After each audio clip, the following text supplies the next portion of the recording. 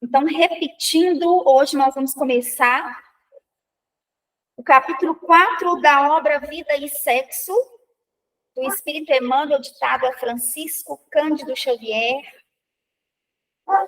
O Emmanuel busca como embasamento das suas reflexões o Evangelho segundo o Espiritismo, capítulo 5, item 11.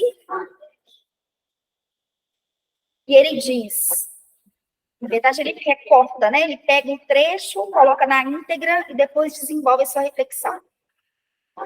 Frequentemente, o espírito renasce no mesmo meio em que já viveu, estabelecendo de novo relações com as mesmas pessoas, a fim de reparar o mal que lhe haja feito. Se reconhecesse nelas as quem odiara, quiçá o ódio se lhe despertaria outra vez no íntimo. De todo modo, ele se sentiria humilhado em presença daqueles a quem houvesse ofendido. Repetindo, Evangelho segundo o Espiritismo, capítulo 5, que é bem-aventurados que sofrem, item 11. Então, Emmanuel vai dizer, eu vou fazer a leitura completa, gente, depois nós vamos voltando, e aí eu vou fazer uma análise geral do capítulo, tá? Na comunhão de dois seres para a organização da família, prevalece o compromisso de assistência não só de um para com o outro, mas também para com os filhos que procedem do laço afetivo. Não possuímos ainda na Terra institutos destinados à preparação da paternidade e da maternidade responsáveis. A evolução e o aprimoramento das ciências psicológicas de hoje, porém, garantir-nos-ão no futuro semelhante evento. Identifiquemos no lar a escola viva da alma. O espírito, quando retorna ao plano físico, vê nos pais as primeiras imagens de Deus e da vida. Na tépida estrutura do ninho doméstico, germinam-lhe no ser os primeiros pensamentos e as primeiras esperanças. Não lhe será, contudo, tão fácil seguir adiante com os ideais da meninice, de vez que, habitualmente, a equipe familiar se aglutina segundo os desastres sentimentais das existências passadas, debitando-se-lhe aos componentes os distúrbios da afeição possessiva, a se traduzirem por ternura descontrolada e ódio manifesto ou simpatia e aversão simultâneas. Pais imaturos do ponto de vista espiritual comumente se infantilizam. No tempo exato do trabalho mais grave que se lhe compete no setor educativo, e ao invés de guiarem os pequeninos com segurança para o êxito em seu novo desenvolvimento no estágio da reencarnação, embaraçam-lhes problemas, ora tratando as crianças como se fossem adultos, ou tratando os filhos adultos como se fossem crianças. Estabelecido o desequilíbrio, irrompem os conflitos de ciúme e rebeldia, narcisismo e crueldade, que asfixiam as plantas da compreensão e da alegria na gleba caseira, transformando-a em espinheiral magnético de vibrações contraditórias, no qual os enigmas emocionais trazidos do pretérito adquirem feição quase insolúvel. Decorre daí a importância dos conhecimentos alusivos à reencarnação, das bases da família, com pleno exercício da lei do amor nos excessos do lar, para que o lar não se converta de bendita escola que é em repouso neurótico, albergando moléstias mentais dificilmente reversíveis. Emmanuel. Texto bem direto do Emmanuel, né, gente? Falando sobre o aspecto da família, do lar, do ninho doméstico, como sendo um local de reparação das limitações e dificuldades no campo afetivo. A primeira coisa que ele coloca aqui Mais uma vez, traduzindo o objetivo familiar, comunhão de dois seres. Comunhão. Né? Você percebe que ele bate sempre nessa tecla? Comunhão. O que é casamento? Comunhão de dois seres. Tá claro para todo mundo? Não é comunhão de homem e mulher. Comunhão de dois seres. Ligação entre as almas. A comunhão de dois seres com o objetivo para a organização da família, prevalece o compromisso de existência não só de um para com o outro.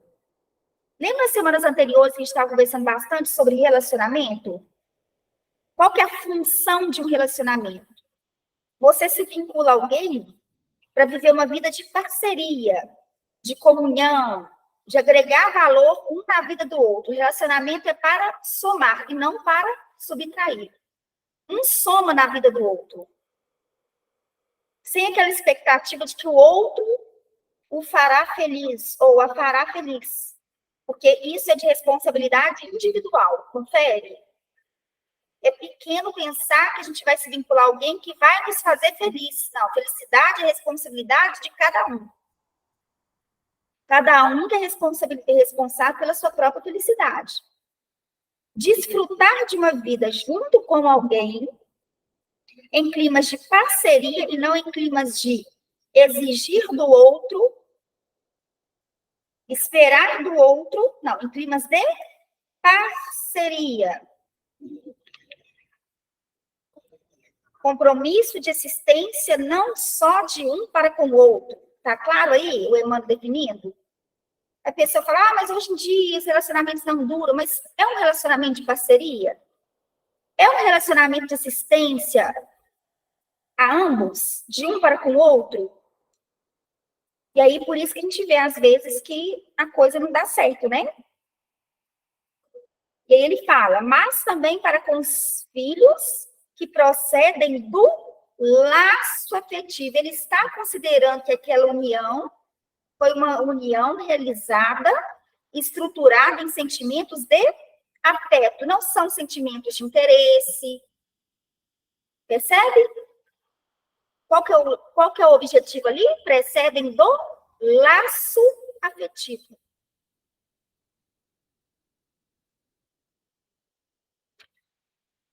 Relacionamento não é mercadoria, né? Você avalia se vai te oferecer um benefício ou não. O que você vai ganhar com aquilo? Tem que ser algo relacionado a afeto, a comunhão afetiva. Estão acompanhando, gente? Não possuímos ainda na Terra institutos destinados à preparação da paternidade e maternidade responsáveis. Tem um livro chamado Consolador, que o Emmanuel vai perguntar qual que é o melhor instituto de educação na Terra. Se te for perguntar isso, o que as pessoas vão responder? Bernoulli, é ou não é? Instituto Pestalozzi, Bernoulli, Santo Agostinho, e aí vai. Emmanuel vira e diz, o melhor instituto de educação é o lar.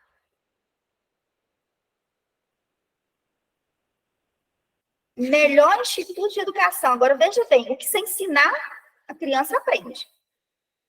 Não está falando assim, você ensinar de bom, não. O que você ensinar.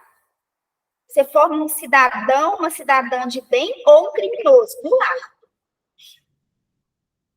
Não estou dizendo que o criminoso é fruto de uma produção familiar, é isso. Que às vezes o indivíduo, ele vai por determinados caminhos por escolha. Mas a formação do ser, o lar é importantíssimo, na formação de base. Só que o que o Emmanuel está dizendo aqui?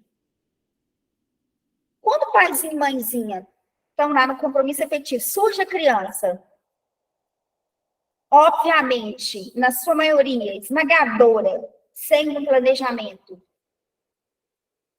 Cabe uma piada? Porque se for planejar não tem menino, né?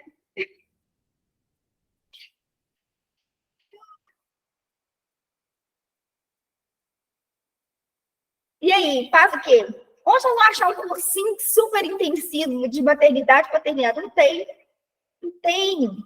Não tem nem no sentido... porque é uma coisa tão nova, é uma coisa tão... que paizinho e mãezinha vai aprendendo como? É na prática mesmo. De início, o menino chorou. Primeira coisa que faz. Quando dá comida para esse menino que está com fome, não é? Às vezes a fraldinha suja, às vezes mas aí vai tacando comida no menino. Só pode ser fome, né? Com o tempo, vai aprendendo, os próximos filhos vão aprendendo, mas não tem um curso de paternidade e maternidade, nem no sentido de você educar um ser humano. Poderia ter? Poderia, mas quem que daria esse curso também? Tem professor? É igual a educação sexual. Uma vez perguntar para o Emmanuel também no mesmo livro Consolador, sobre a importância da educação sexual. A primeira coisa que ele pergunta, mas tem professor para isso? Gente, primeiro você tem que ter base, você tem que ter piso. E aí, ele não está falando da paternidade e maternidade de qualquer jeito, ele está falando da paternidade e maternidade responsáveis. Lembrando que no livro dos Espíritos, a gente tem a paternidade e maternidade como missões. Porque a patermaternidade é uma missão.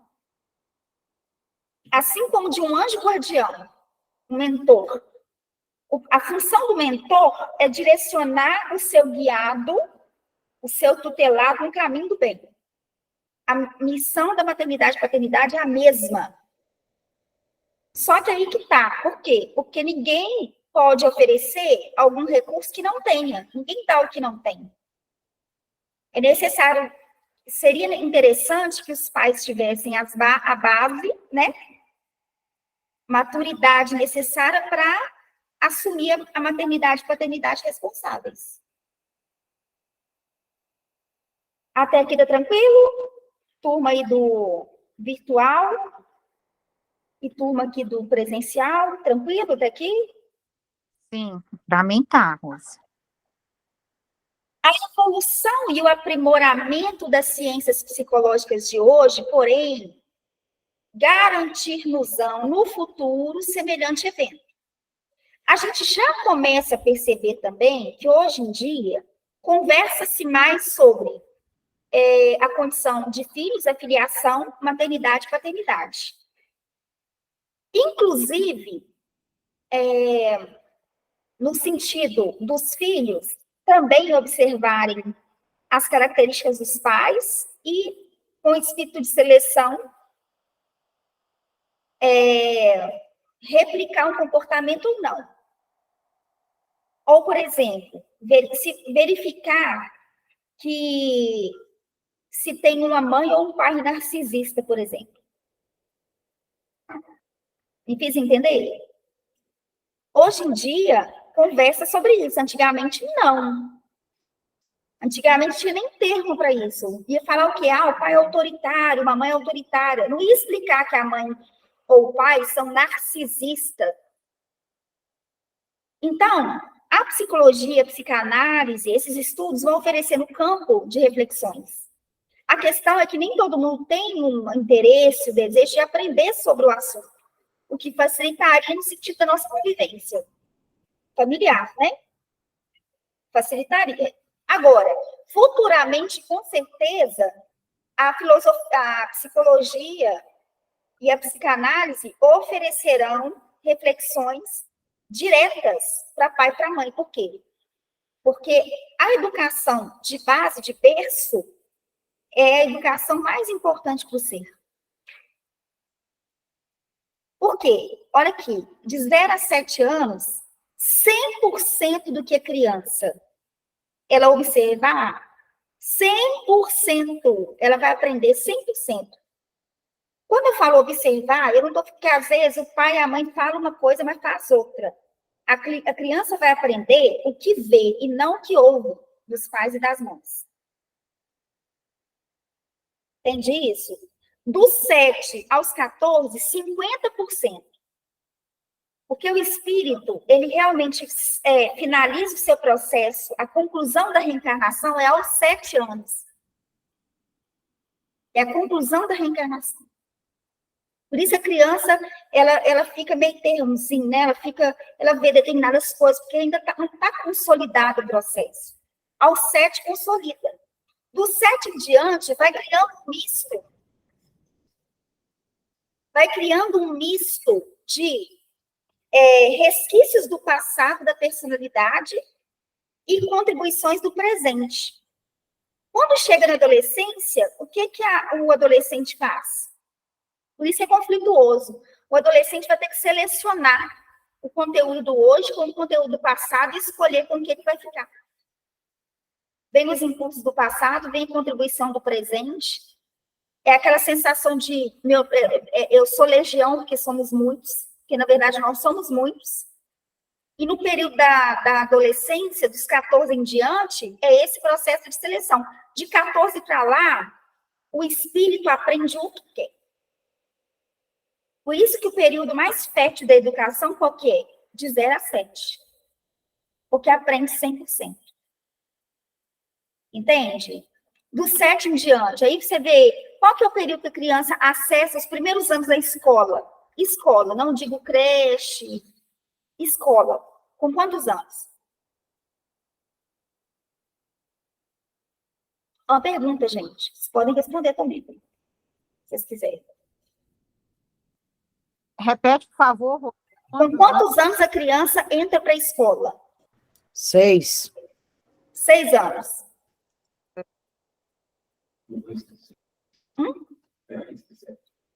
Vocês entenderam?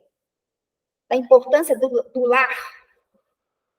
Que essa criança ele tem que chegar no universo coletivo, que vai ser o primeiro contato da criança sem a presença dos pais, tem que chegar com o piso.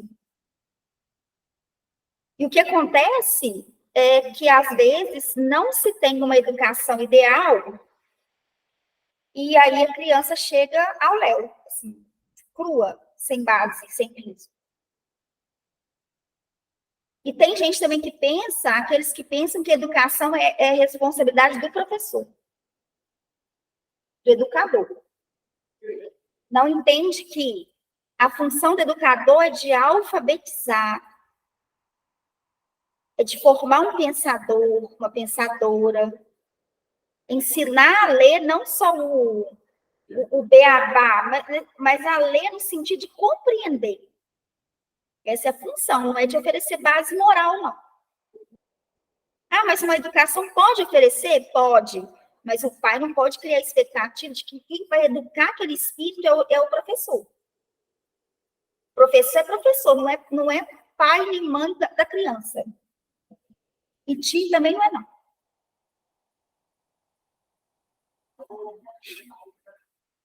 Está dando para acompanhar o pensamento do Emmanuel?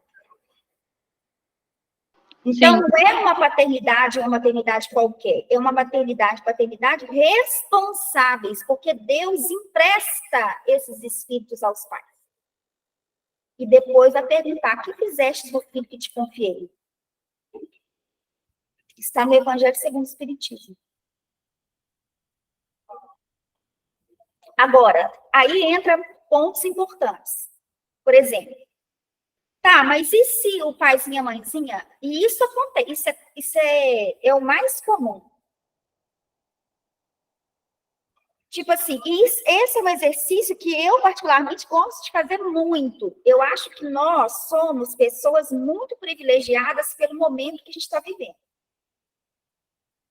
Porque, por exemplo, se a gente parar para observar 50 anos atrás, 60, 70 anos atrás, como que era a vida dos nossos pais?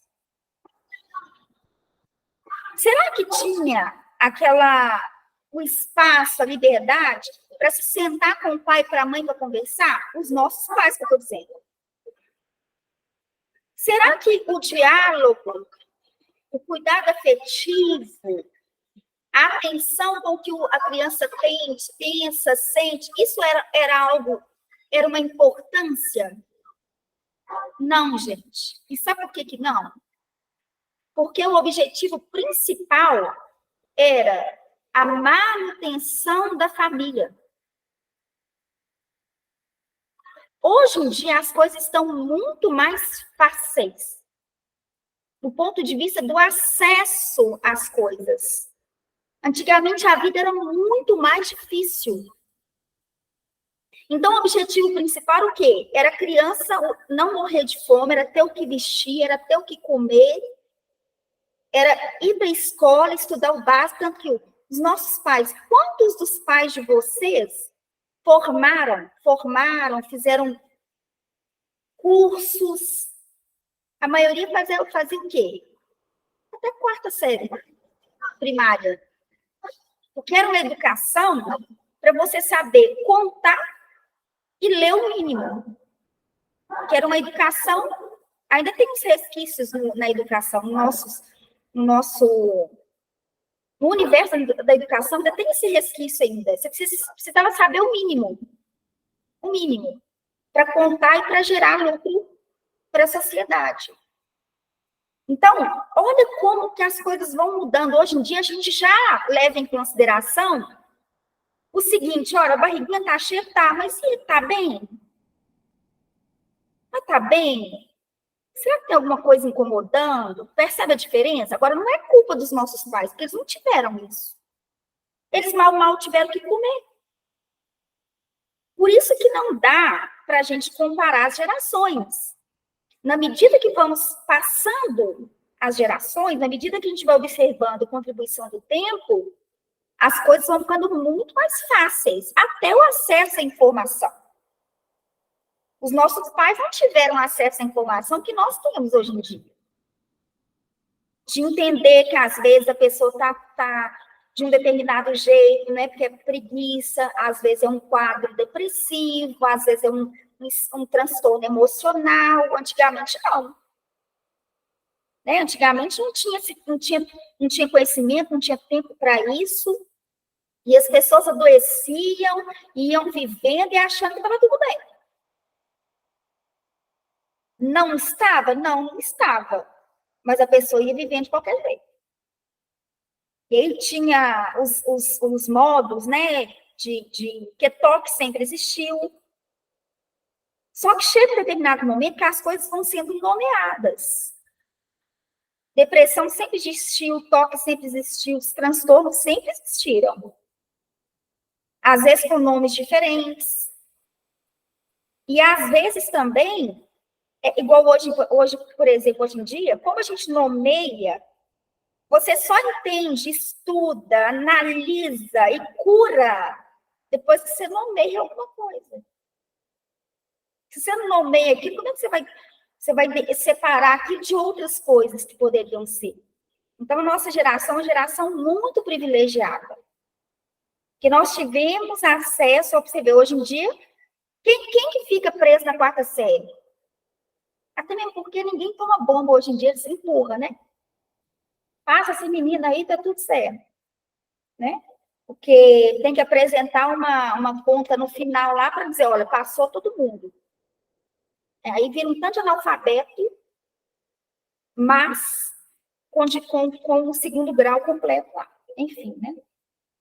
Eu, como sou da área da educação, não posso falar nada, mas...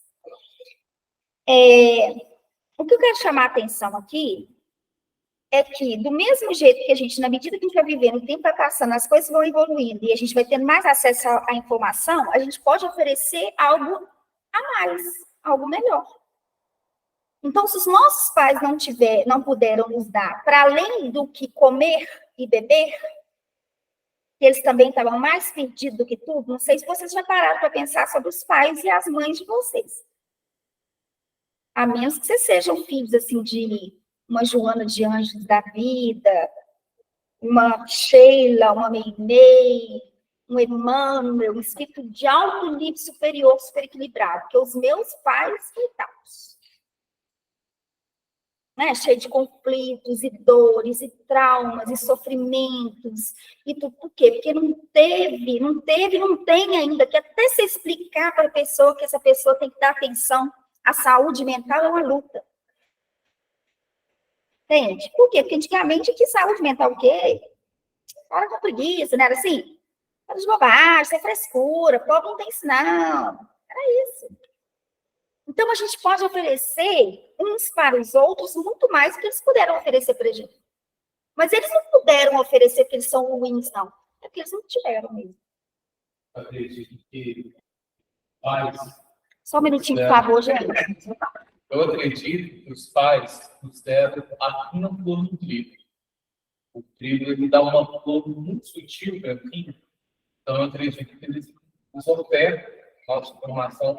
A gente pensa que é do trigo. Eu acredito que eles nos ofertam o que eles têm de melhor. Sim. Para a nossa formação. Sim. E aí, vamos tentar, e aí, óbvio, com o tempo a gente vai agregar valores, vai crescer, mas nesse período primário da formação, a gente sempre vai nos dar o melhor. Né? E o Elano traz essas formações, valores que você estava citando no início. No Obreiros da Vida Eterna, o André Luiz, ele mostra uma cena que eles vão resgatar uma senhorinha da porta de se encarnar do Instituto de Crianças, e ele fica abismado, ele não entende o que tanta equipe espiritual para cuidar das crianças que só reclamam leite, pão. E aí vem o instrutor espiritual que faz uma explicação da importância que é a formação inicial. Sim. Porque ali vai ter essa formação do indivíduo de dentro, mas isso vai se dar não da noite para o dia, mas bem devagarzinho, aos poucos, e ali vai tendo também, né, tem uma família que o número de irmãos é maior, tem uns que são mais dóceis, aprendem só sendo avisados, falando, outros já não conseguem aprender dessa forma, tem mais rebeldia do que outros, e por aí vai se formando. Deu para ouvir o Lucas, gente? Deu? Mais Sim. ou menos. Ouvi. Fala, Andréia. Não, eu acho que é importante ressaltar a questão da formação das famílias, né? Porque a gente escuta até no meio espírita, né, que a gente convive, e ela fala assim, nossa senhora, o ser humano está regredindo. E a gente sabe que... Tá o quê? Regredindo. Está retrocedendo, está regredindo, está... O que está regredindo? Não ouvi. O ser humano está retrocedendo, está regredindo, está cada dia pior, né? A gente sempre escuta isso, né? Porque hoje as famílias não cuidam. Só que a gente tem que entender um pouco, por exemplo, igual você mesmo ressaltou bem, né? A formação das famílias, como que eram, né? E a gente sabe que a gente, enquanto espíritos, a gente não retrocede, né? Enquanto espíritos, não. Tudo tem sua época. Então, por exemplo, a formação das famílias eram bem diferentes das formações das famílias de hoje. Né? Era um pai, né, que era o provedor, a mãe que cuidava do lar, que não trabalhava fora, trabalhava em casa, né, e que muitas vezes não tinha uma formação, mas que auxiliava os filhos na educação, e o pai era o provedor. Hoje a gente vê as famílias totalmente diferentes, né? No entanto, é muito interessante quando o Emmanuel coloca para você ver como é atemporal a doutrina. Dois seres, né? Igual você falou aí, né? Não é só a mulher e o homem, né? Hoje a gente vê famílias maravilhosas com 2 homens, 2 mulheres, né? Que educam magnificamente, às vezes até melhor do que a gente, os filhos, né? Então, a gente tem que pensar assim, aí a gente fala assim, nossa, mas, meu Deus do céu, parece que os meninos hoje não tem, parece que os meninos não sabem, mas é porque hoje a gente vive em outra era, e na era da informação. Então, esses espíritos que estão reencarnando hoje no planeta Terra, são espíritos diferentes daquela época, né? Da época, por exemplo, que eu nasci, que foi em 66. né? Eu já estou com 57 anos. Não posso esperar dos meus filhos, né, o mesmo comportamento do que eu vivi, porque eles nasceram na era da informação, já vieram, né, para essa determinada época, né? Porque nada é por acaso, a gente sabe disso, né? Com o intuito, a gente sabe que com o intuito de melhorar também, né? Porque não é espírito nenhum de luz, mas que vem com essa grande vantagem, né? Que é essa, se bem utilizada, né? Dessa era dessa informação, né? Porque a gente sabe que informação é o que há hoje, né? Então, assim, Sim. é bom a gente sempre pensar assim. Então, a gente fala, vê, não, pelo amor de Deus, o que é isso? Porque o que hoje os filhos discutem, assim, de igual para igual, né? Com respeito. Aqui em casa, os meus meninos sempre questionaram. Mas por quê? Por que que não pode? Às vezes eu punha de castigo, eu falava qualquer coisa para não ir numa festa, ou não dormir, por exemplo, na casa de um colega. Meus meninos, a minha menina foi dormir na casa de uma colega dela, ela tinha 15 anos. Ela era convidada constantemente para a festa. Estou dando um exemplo meu, tá, gente? Não é bom, mas eu vou dar só para esclarecer o que eu quero dizer. A minha filha era constantemente convidada para a festa do pijama na casa dos coleguinhas e eu não deixava. As mães ficavam, assim, eram crianças que ela conviveu desde a época da creche da UFMG. Então, assim, ficava, mas não, que absurdo, você não deixa, conhece a gente. Não, gente, a gente tem esse critério lá em casa. Ela vai conseguir dormir só quando ela tiver, né, consciência, que ela tiver mais tranquila. Porque a gente sabe que cada família tem um valor para determinadas coisas. E na nossa época, por exemplo, nem existia isso, esse negócio de festa de pijama. Então a gente fica, às vezes, muitas vezes, impressionados com a forma. Eu não estou falando a falta de respeito, não, tá, gente? Porque eu acho que o respeito precisa de existir. Mas a forma como hoje os filhos questionam. A gente questionava o pai quando o pai punha de castigo? Podia, não.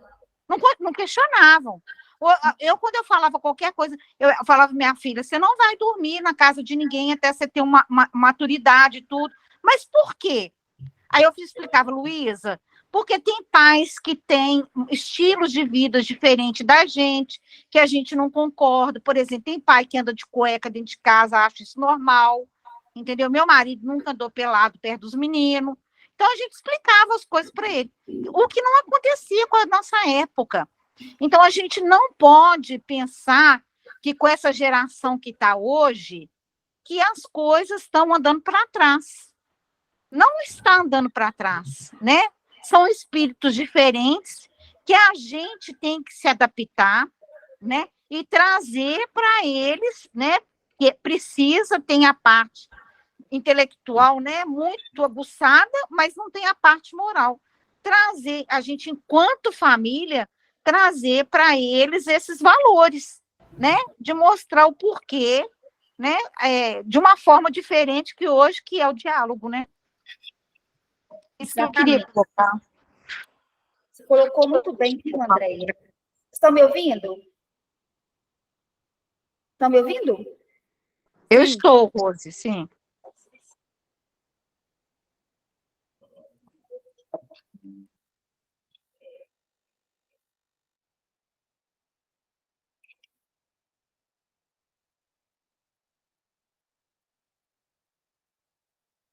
Fala alguma coisa aí, por favor, gente, alguém. Eu posso falar aqui. Estou ouvindo, Rose. Pra mim tá ficando. The radio mode up. Aux input mode up. Fala aí, por favor. Bora de... Rose, agora parece que tá em inglês alguma coisa. Não, agora deu aqui. Eu estava ligando uma caixinha de som, porque senão o pessoal daqui não consegue ouvir vocês. Mas tá. Obrigada, viu, gente? O André, você colocou uns pontos aí excelentes, é isso mesmo, sabe? E realmente a questão a mentalidade, né, dos meninos hoje em dia, os meninos já vêm com esse espírito mesmo de questionamento, porque aquele sistema lá de trás, piramidal, que era um mandando e todo mundo obedecendo, não existe mais. Só que, ao mesmo tempo, veja bem, nem todo mundo está preparado para explicar os porquês. Entende isso? Às vezes não tem, assim, muita paciência também de explicar, né? Às vezes quer mandar mesmo. Então, eu acho que vai chegar um determinado ponto que a gente saiu de um regime muito duro, a gente não, os nossos pais, ou muitos de nós saímos de um regime muito duro, e agora está naquela coisa muito, de muita liberdade, sabe? Uma coisa muito solta, assim, sem uma certa firmeza. Vai chegar um momento, eu acho que a gente vai chegar num ponto de equilíbrio. Mas é assim mesmo. Acho que, por exemplo, muita coisa a gente vai ter que resgatar, sabe? Por exemplo, respeito às autoridades, né? Que se perdeu muito hoje em dia, ninguém respeita educador, professor, por exemplo. Sabe? Ninguém respeita. E detalhe, aí quando você fala assim, não, mas eu sou os meninos, não, os pais vão lá e questionam o professor, né? Sendo que às vezes o que o professor está fazendo é exatamente dizendo para o menino o seguinte: olha, a vida precisa de disciplina. Você vai precisar de disciplina no trabalho, você vai precisar de disciplina. Não, mas pode fazer tudo hoje em dia. Pode fazer tudo. E aí você vê menino de 5 anos gritando com o pai e com a mãe. Se fosse filho da minha mãe, era um tapão na orelha, que rapidinho aprender a respeitar adulto, a respeitar a autoridade. Agora, hoje em dia mudou. Hoje em dia é o quê?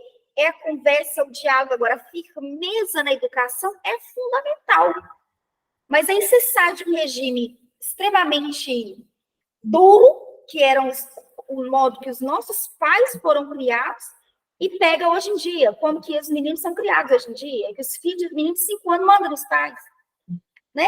Agora, vai chegar um determinado momento que vai ser isso aí que é o modelo da Andréia, que é não por isso, por isso e por isso. Se um adolescente hoje em dia questiona, até que hoje em dia está mais fácil de educar, né? Chega o adolescente e fala, senta aqui, vamos assistir Bom Dia, Verônica. Você entendeu o que é a vida? Pronto.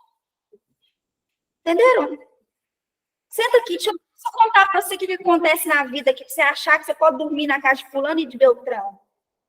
E aí é um papo reto de espírito para espírito, para virar e dizer, você sabia que a maioria das meninas e meninos que são abusados por pais e padrastos, é botar real para, sabe? Não é aquele sistema opressor de antes, mas é algo que realmente educa. Aí que está a diferença da questão.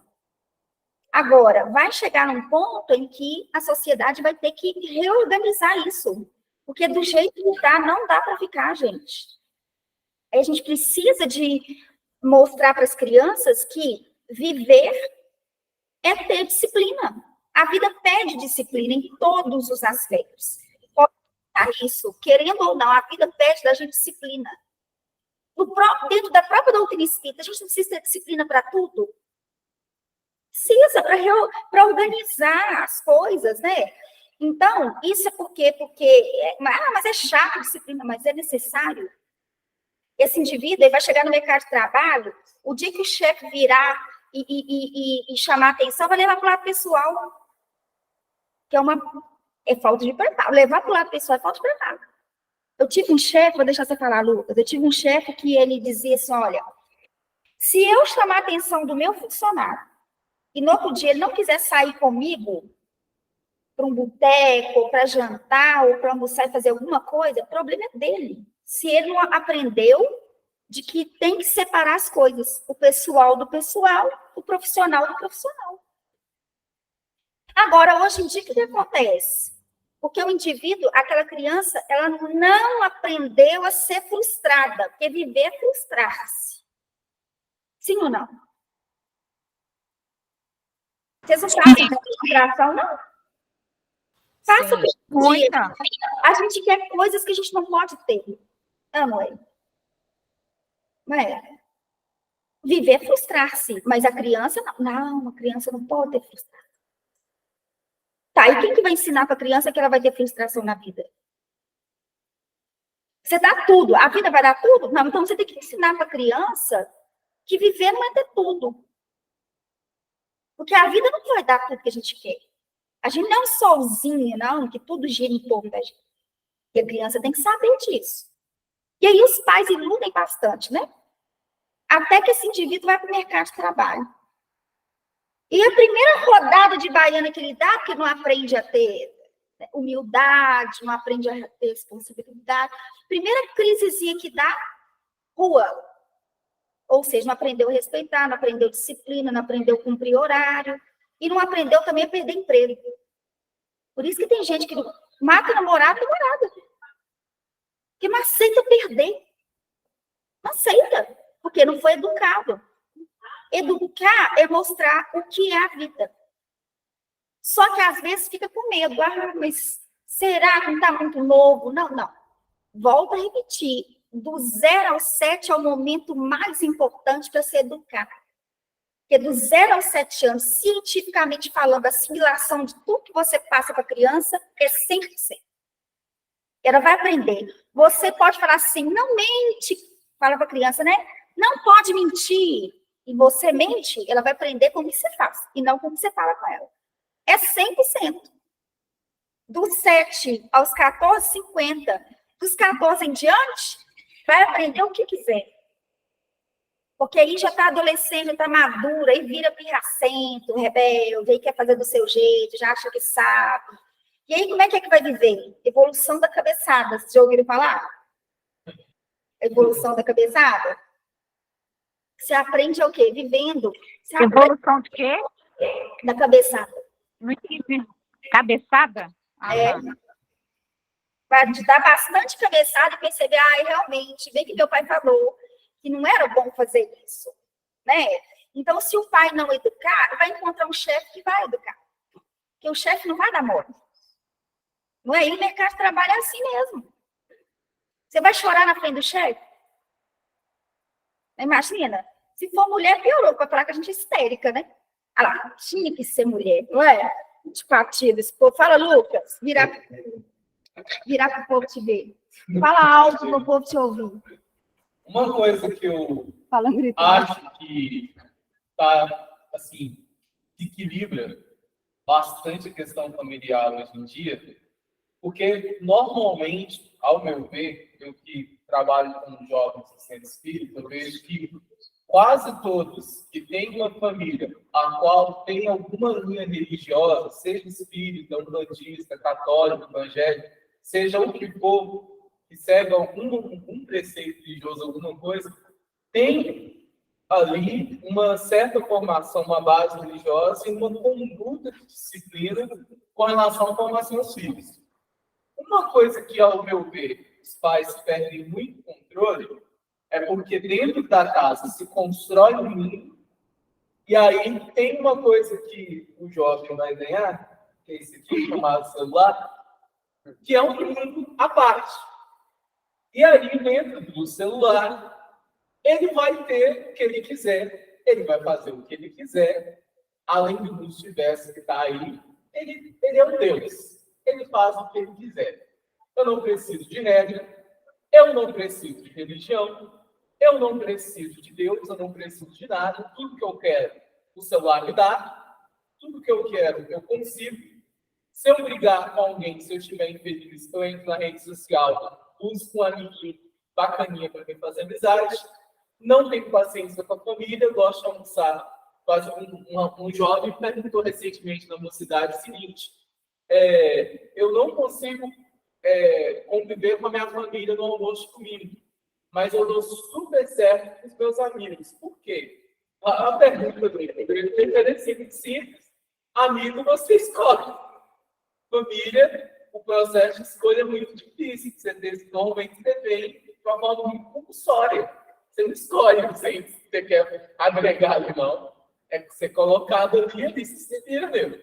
E aí, ele com esse celular, ele faz o que ele quiser. Então, assim, ter uma formação, né? A gente vai ter uma formação, memória cognitiva, vai ter toda uma formação lá do início da infância, até a pré-adolescência e tudo. É uma formação que os pais têm que acompanhar. Infelizmente, a maioria já não tem uma maturidade. Tenta, às vezes, formar uma família dentro do estado, só acontecer alguma coisa e a família surgiu. Aí não tem aquela formação. Como eu não consigo educar, eu vou dar coisas. Aí eu dou celular, dou um computador, dou um videogame, dou viagem, dou passeio, para calar a boca do menino e assim não me perturbar mais e vou deixando a vida formar. Para ele gostar do pai e da mãe. É, Deu tudo. deu tudo. O Chico, gente, tem um vídeo antigo dele no YouTube que ele falava lá atrás, ele falando assim, tomar muito cuidado, os pais ficam dando coisas demais aos filhos, que não é errado, obviamente, dar alguma coisa de vez em quando. O problema que a gente está falando aqui é de quem não diz não. Dá tudo. Tudo mesmo. Tudo. Mas tudo. Fica mal acostumado. Fica muito mal acostumado. Vai dando tudo, vai dando tudo. O menino, eu lembro de uma cena, tem uma tia minha que ela é muito brava, aí ela saiu com o filho da minha prima. E minha prima, tudo que o menino pede, rola no chão, ela corre lá e compra com esse delivery do choro. Até que um dia saiu nós três. E ele já está acostumado a ver alguma coisa e dá um show no shopping. Um show. Ele para o lugar.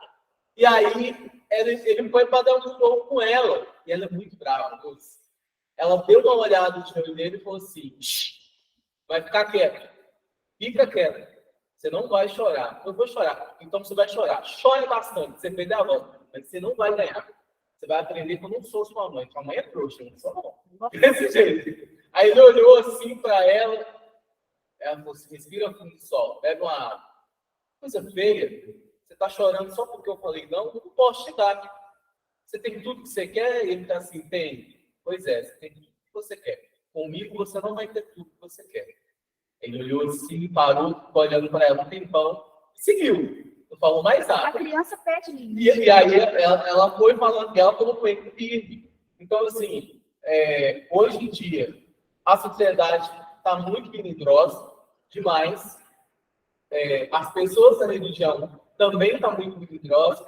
Eu frequento muito, quando muitos espíritas, você falar uma coisa errada para a pessoa se frustra e não volta mais, some. Então, assim, esse menino é geral, é muito geral. Então, assim, hoje em dia você tem que tomar cuidado com o que fala, com quem fala, como que fala, e saber falar justamente porque não tem essa formação.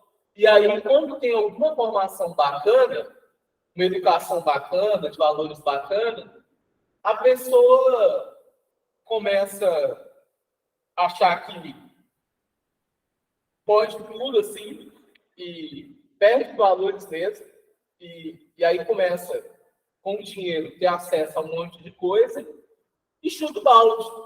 Não estou nem aí dos valores, se perde bastante. E aí, quando chega alguma dor, algum problema de saúde, aí começa a querer o aconchego de alguém, a necessidade vem, a pessoa começa a lembrar de Deus, começa a lembrar da religião, e aí tenta voltar. Mas eu acredito que se a gente aprender a se educar espiritualmente, moralmente, ter uma disciplina, a gente consegue se aproximar mais de Deus pelo amor do que pela dor. Porque vai levando tanto pela cara fora, que às vezes vai se aproximando mais de Deus. Mais pelo sofrimento, mais por tentar conseguir alguns valores, do que por uma fé, por um carinho. E aí vai se perdendo, dá de tudo. Dá de tudo. Vira a cadeira. Agora deu para ouvir, não deu? Deu? Amém. Deu para ouvir o Lucas? Deu. Deu vozeirão. Alguém aí quer falar mais alguma coisa?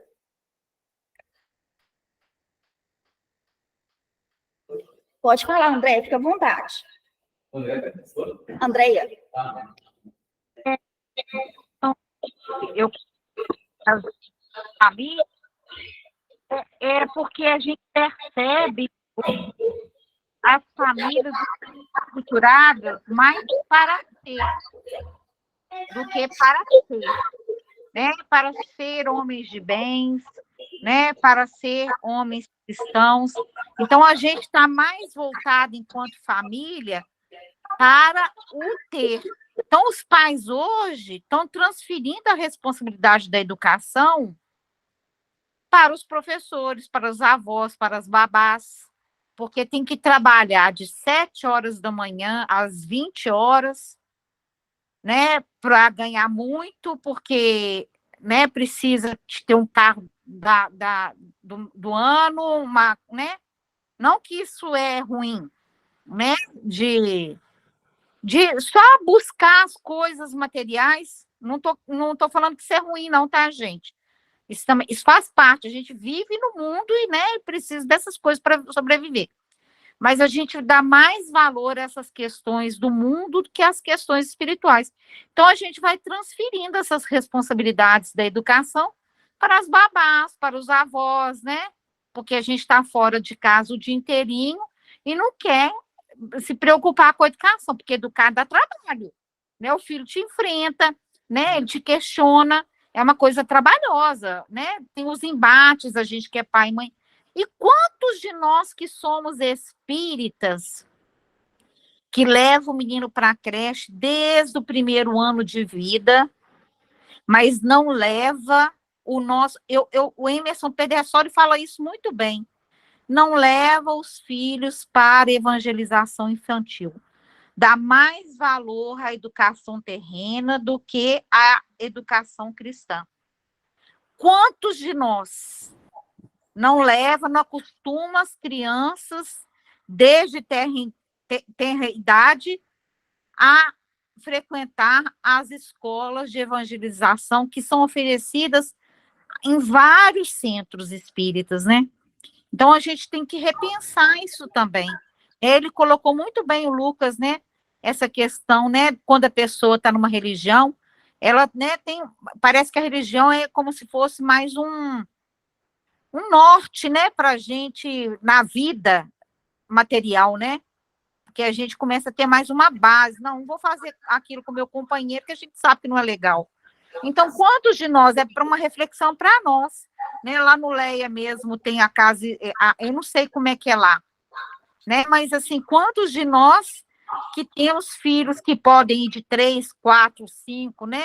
Até 15 anos, depois vai para a mocidade, e eles não vão, não levam. Ah, meu filho não quer ir, mas na escola, né, para a escola pública, ele vai, ele é obrigado a ir.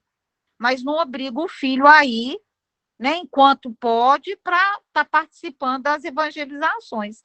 Então, a gente tem que refletir muito sobre essa questão.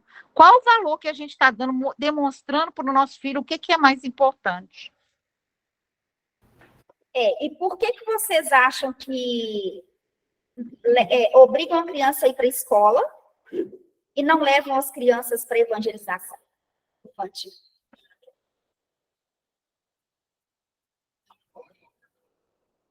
Porque são mais materializados que espiritualizados, muito mais. Veja bem, a educação formal, ela dá um resultado aparente, né? Não é? Porque alimenta muito o ego dos pais dizer da formação dos filhos do ponto de vista intelectual. Entende? Agora, se vai ser um homem, uma mulher de bem, isso muita gente não preocupa, não. Se vai comercializar a medicina lá, se vai se tornar um bandido na profissão, isso aí ninguém pensa, mas o importante é que se tenha um determinado status, porque isso alimenta o ego. Só que o que o evangelho propõe para a gente é que não vale a pena ser qualquer tipo de profissional, ser qualquer profissional. Você tem que ser um profissional humanizado. Aí que está a diferença. Né? Não serve ser qualquer doutor. Você tem que ser um doutor humano. Então, o orgulho não é em ser apenas um doutor. O orgulho de um pai e de uma mãe é saber que o filho é um ser humano. É um ser humano humanizado. Não sei se eu me fiz entender. Sabe? Não é tratar... Isso aí vai para qualquer indivíduo, de qualquer profissão que seja, que é importantíssima para a sociedade, para a manutenção social. É o nível de qualidade que o indivíduo ele dedica no trabalho dele, na sociedade, sabe? Então, isso deveria ser o mais importante, mas nem sempre. Nem sempre é. Porque é chique bater no peito para dizer, porque meu filho é isso, meu filho tem isso, tem aquilo, né? Então, a gente tem que pensar mesmo no valor que a gente dá para cada coisa. Porque o que tem de espírito materialista aí não é brincadeira. Você acha que os valores têm? Não. A maioria, Se eu acho que os valores... bons valores. Eu não sei se a gente já teve esse valor todo, não. Porque eu já conversei com pessoas... sei. Porque eu já conversei com pessoas do passado, quando eu perguntava assim para a professorinha de lá de trás do passado, perguntava assim, o que você acha da educação? Aí a pessoa fala, não, porque tem que estudar para ser alguém na vida. Aí eu perguntava, mas alguém como assim, alguém na... Não, para ter uma profissão de renome. Não sei se tem. Não sei se teve esse valor todo, não. Sempre é voltado para o status. Né? A educação era diferente. A educação, conforme a própria palavra diz, né, no sentido etimológico da palavra, é arrancar de dentro, é despertar valores no indivíduo. Conteúdo informacional é outra coisa. Eu acho que nem todo mundo entende educação como a educação deveria ser entendida. Porque se fosse só para formar profissional, sabe, isso é pouco. Eu falo que eu só comecei a me educar quando eu comecei a trabalhar com a doutrina espírita. Com espíritos e estudando, eu comecei a me educar, tanto espiritualmente como por outras coisas. Porque então só tinha informações de conteúdos, mas quando eu comecei a estudar, eu estudo mais sobre isso, comecei a me educar, comecei a tomar um cuidado maior com o que eu falo, com o que eu penso, como falar perante Deus e a vida. Se o professor foi muito bom, assim, no sentido de saber usar o conteúdo para despertar valores, ele desperta. Eu me lembro que eu tive um professor de cursinho, que eu não esqueço dele nunca.